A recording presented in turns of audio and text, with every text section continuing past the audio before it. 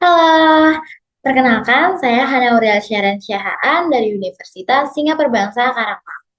Saya dari Prodi Pendidikan Matematika dengan NPM 221063105171. Saya juga berasal dari kelas 7A.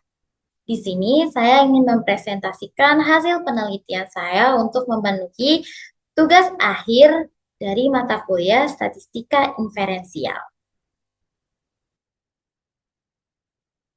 Baik, di sini judul penelitian saya adalah hubungan jumlah streaming Spotify dan YouTube pada album Sector 17 dari Group 17 di tahun 2024.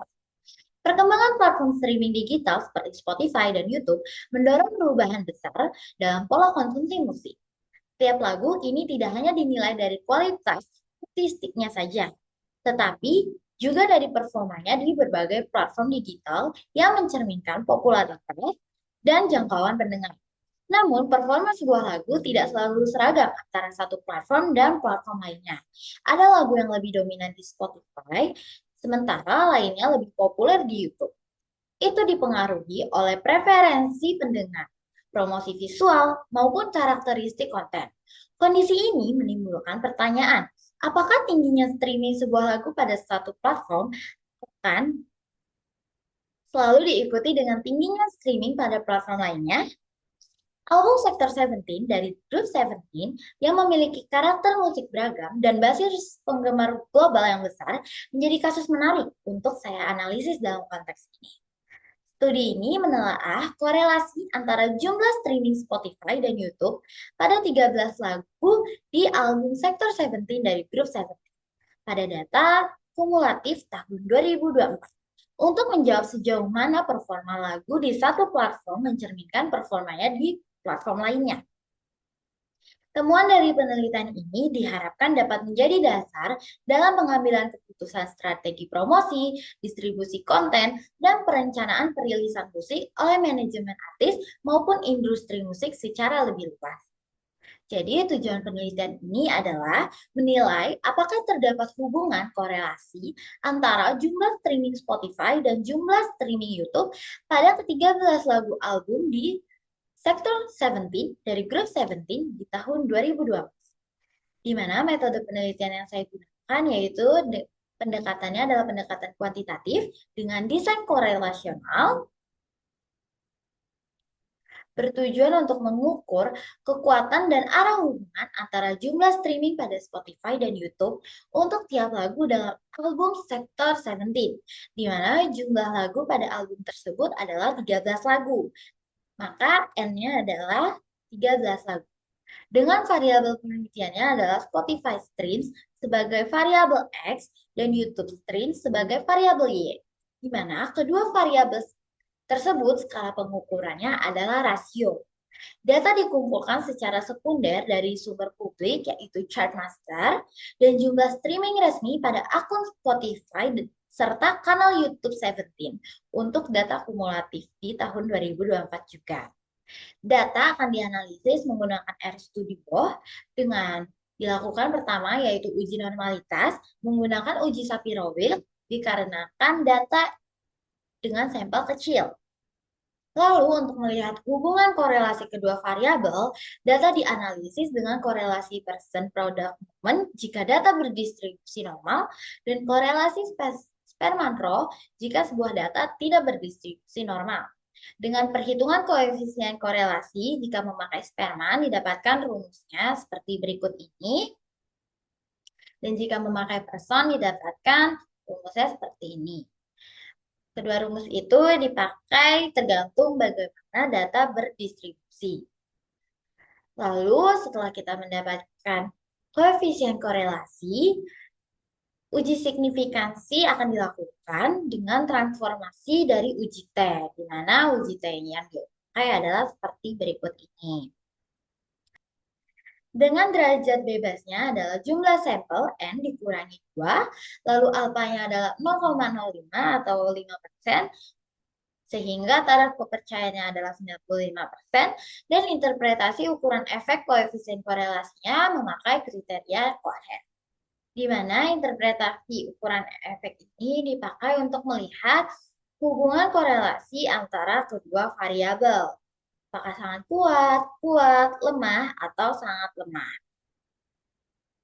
Baik, dari data sumber publik yang kita dapatkan yaitu Chartmaster, telah kita dapatkan jumlah streaming pada Spotify dan YouTube adalah sebagai berikut pada ke-13 lagu di album Sektor Seventeen. Dari data berikut yang telah kita dapatkan dan telah kita masukkan ke dalam Excel, kita lanjutkan dengan pengolahan data dengan RStudio. Baik, sebelum kita mengolah datanya di RStudio, kita perlu mengimportkan datasetnya. Jadi, from Excel, lalu tadi Excelnya kita simpan dengan nama sektor 17.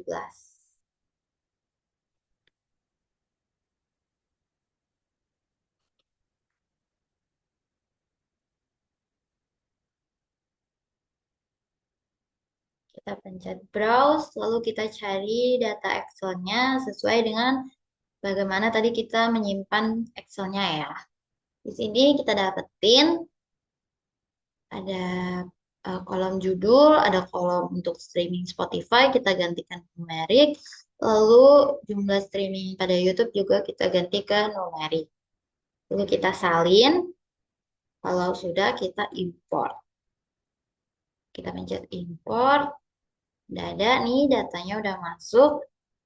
Kita lanjutkan dengan tadi kita copy paste yang tadi lalu boleh kita running. Sudah terunning, sudah nyambung nih datanya. Kita lanjutkan untuk yang pertama sebelum cek normalitas kita definisikan terlebih dahulu variabelnya. Definisikan variabel. Tadi karena ada kolom judul, jadi kita bisa J untuk judul. Vektor.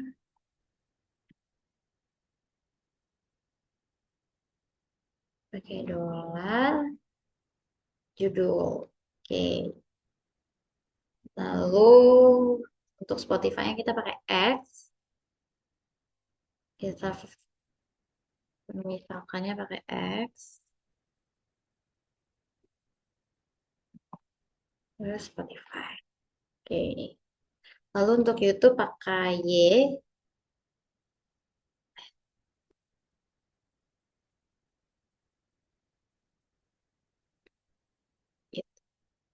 Lalu kita bisa print data yang kita punya.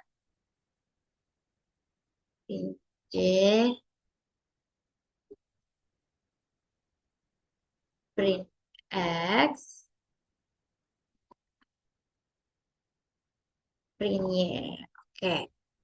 Lalu kita bisa running tadi yang udah kita ketik tadi ya, kita bisa running. Oke, di sini datanya udah keluar sesuai dengan kolom yang kita import tadi. Sama ya, sesuai.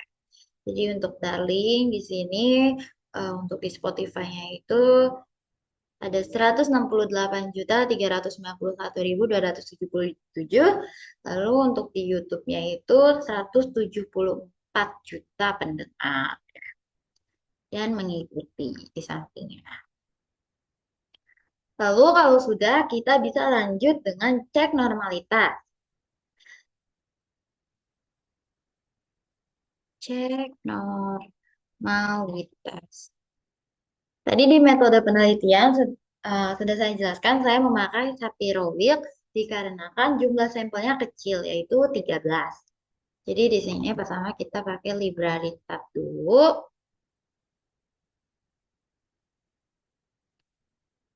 Lalu kalau sudah kita ke Shapiro test. Kita uji untuk data X dan kita uji untuk data Y. Untuk kita melihat kedua data tersebut apakah normal atau tidak. Kalau sudah, kita bisa running. Oke, dari hasil uji normalitas ini, Menggunakan uji Shapiro-Wilk, kita dapatkan nilai W-nya itu 0,8293 dan p-value-nya itu 0,01552 untuk data X.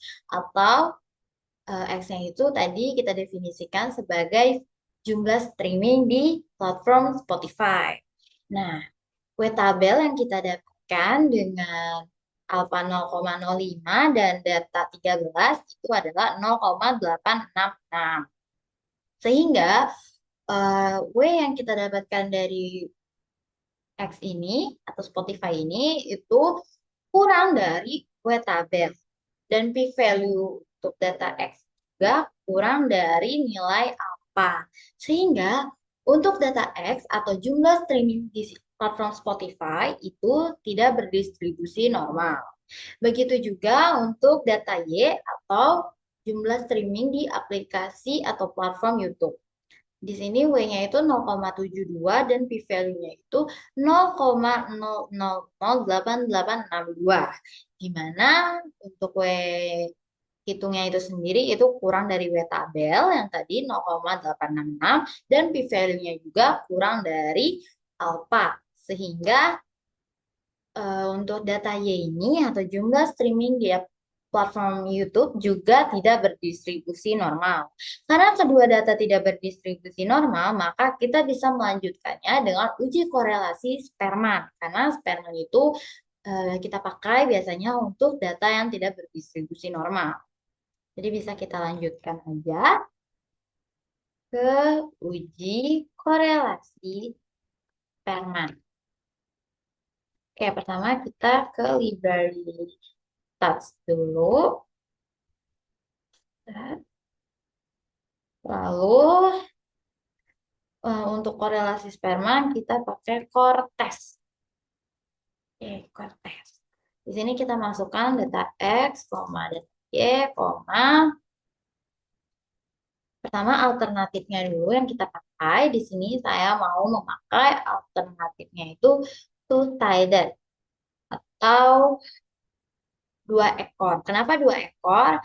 Karena saya ingin melihat apakah data pada platform Spotify dan YouTube itu ada korelasi atau tidak.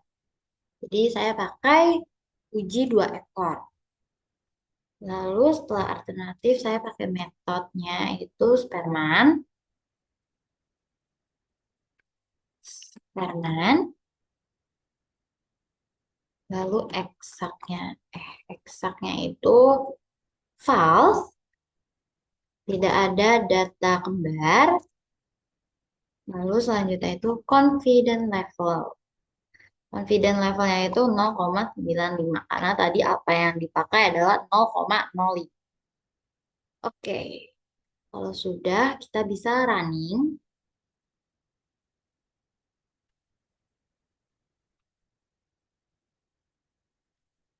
Baik, di sini sudah kita dapatkan hasil uji korelasi spermanya. Untuk data X dan Y, S-nya itu 20, lalu untuk p-value-nya ini, dia itu kalau secara numerik bernilai 0,00001124 atau bisa kita bulatkan jadi 24 itu jadi 3. Jadi 0,00000113. Lalu kita dapatkan juga untuk nilai rho-nya atau koefisien korelasinya itu adalah 0,9450549. Kita bisa lihat bahwa nilai koefisien korelasinya ini atau rho ini bernilai positif. Sehingga kita bisa mengklaim bahwa hubungannya itu monoton positif sangat kuat. Menurut interpretasi ukuran efek Cohen. Sehingga kita juga bisa melihat bahwa saat jumlah streaming pada aplikasi Spotify itu tinggi, maka jumlah streaming pada aplikasi YouTube juga cenderung tinggi karena mereka hubungannya itu searah. Jika variabel satu tinggi, maka variabel dua juga tinggi. Lalu kita sebelum lanjut ke menganalisis ke T hitungnya ya, untuk melihat uji statistiknya dengan aproksimasi T atau transformasi T, kita mau lihat dulu nih plotnya, scatter plot ya. Jadi caranya di sini plot X, Y, lalu kita bisa cari di library. Library-nya bukan stats lagi, tapi ggplot. Oke, sekedar ggplot,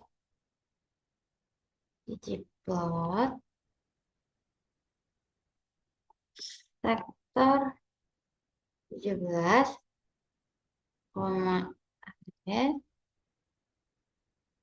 dengan X sama dengan X, lalu Y, Y. Nah, di sini terus kompoin,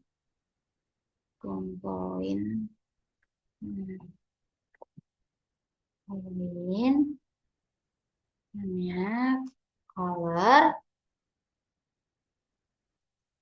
per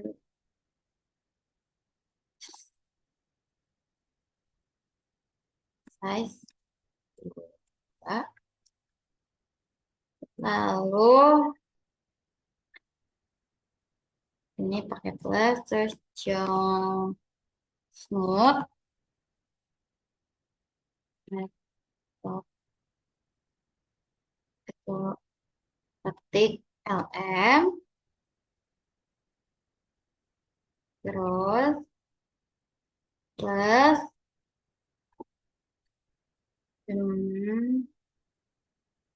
boleh kita kosongin aja terus langsung ke ini lab ggplot terus ini tuh titelnya titelnya apa tadi kita maunya hubungan antara streaming Spotify dan YouTube album pada album Factor 17 ya. Terus lanjut X sama dengan tadi itu kita definisiin dia Spotify ya. Spotify.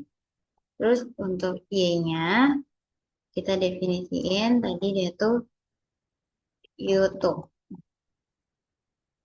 Oke. Kalau udah kita buat kayak gini, boleh coba di running ya. Atau kita ganti deh turquoise-nya, kita ganti jadi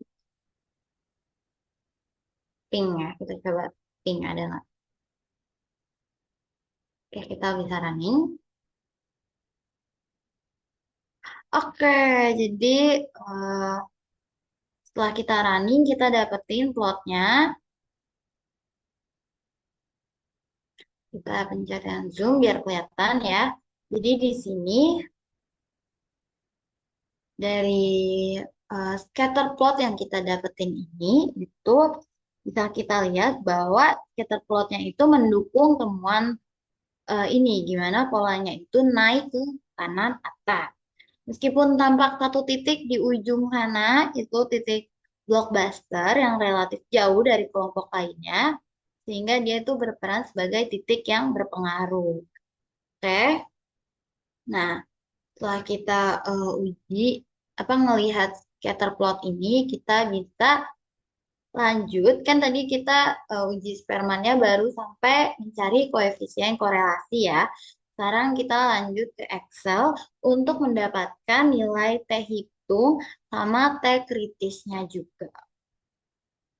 Jadi dengan rumus yang tadi dari poster yang kita pakai, kita lanjutkan dengan rumus itu untuk coba di Excel.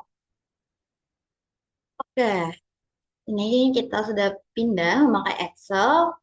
Tadi kita kumpulin N-nya itu untuk di data Spotify itu 13, lalu untuk di data pada YouTube itu 13 juga, lalu untuk X-bar-nya dari keseluruhan data ini didapatkan X-bar-nya untuk streaming Spotify itu 78.379.062, lalu untuk X-bar rata-ratanya pada YouTube itu adalah 77.853.846 pendengar.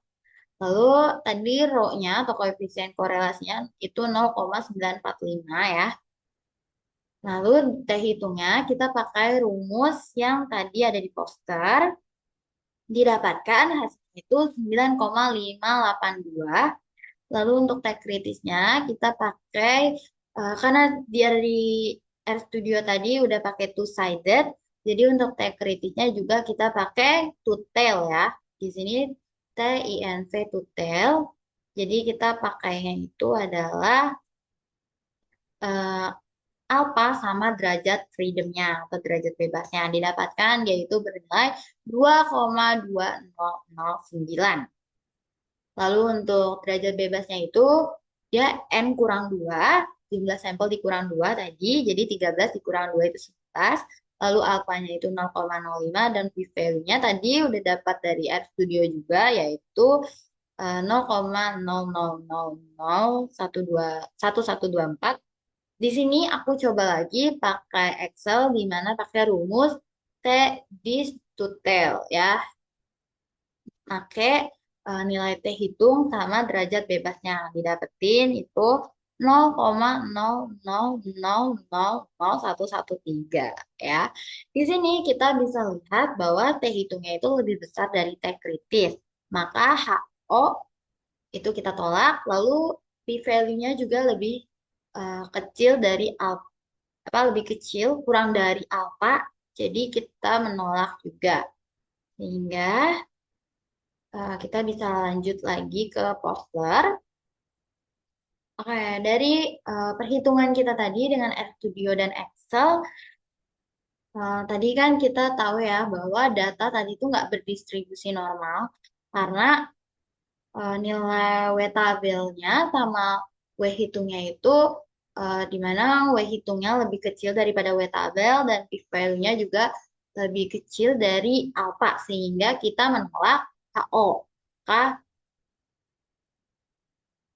data itu tidak berdistribusi normal. Lalu selanjutnya dengan Sperman, kita membuat hipotesisnya itu di mana H0 itu rho-nya sama dengan 0 atau tidak ada korelasi antara Spotify dan YouTube. Lalu H1-nya atau hipotesis alternatifnya itu rho tidak sama dengan 0 atau ada korelasi antara Spotify dan YouTube.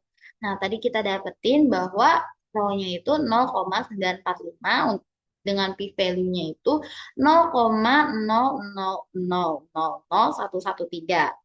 Lalu dengan uji statistiknya, T hitungnya kita dapetin 9,5827 dan T kritisnya itu kita bulatkan menjadi 2,2010. Sehingga T hitung lebih dari T kritis dan p-value kurang dari alfa 0,05. Dan semua indikator itu konsisten menolak HO. Sehingga kita mendapatkan bahwa ada korelasi antara Spotify dan YouTube karena kita menolak HO. Jadi secara praktis nilai rho ini 0,945 mengindikasikan bahwa hubungan monoton positif sangat kuat antara jumlah streaming Spotify dan YouTube untuk 13 lagu album Sector 17. Ini kita lihat dari interpretasi kriteria Cohen tadi ya untuk ukuran efek. Lagu yang berada pada stream tinggi di Spotify cenderung juga tinggi di YouTube. Scatter plot yang tadi kita cari itu mendukung temuan ini. Polanya naik ke kanan atas di mana ada tampak suatu titik blockbuster yang relatif jauh dari kelompok lainnya, sehingga berperan sebagai titik berpengaruh. Perlu diingat bahwa korelasi bukan bukti kausalitas dan sampel kecil membatasi generalisasi. Namun temuan ini relevan secara praktis untuk strategi promosi lintas platform. Jadi kesimpulannya dari penelitian saya kali ini itu Karena analisis menunjukkan terdapat hubungan monoton positif sangat kuat antara jumlah streaming Spotify dan YouTube pada ke-13 lagu di album Sector Seventeen, sehingga dapat disimpulkan bahwa lagu-lagu yang populer di Spotify cenderung juga populer di YouTube dalam sampel ini.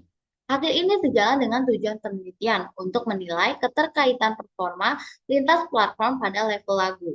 Temuan ini mengindikasikan bahwa strategi promosi yang efektif di satu platform kemungkinan besar berdampak positif pada platform lain. Oleh karena itu, manajemen artis atau label sebaiknya merencanakan kampanye lintas platform. Namun karena sampel kecil dan adanya titik blockbuster yang berpengaruh, disarankan melakukan analisis sensitivitas seperti ulang tanpa outlier, log transform, dan pemantauan berkala pada lebih banyak lagu atau periode sebelum mengambil keputusan strategis yang besar. Untuk penelitian lanjutan, perlu memperluas sampel, lebih banyak album atau lagu, atau periode waktu untuk menguji generalisasi temuan ini.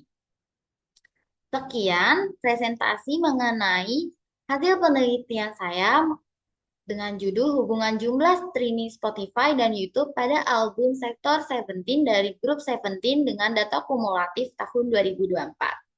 Terima kasih. Dadah.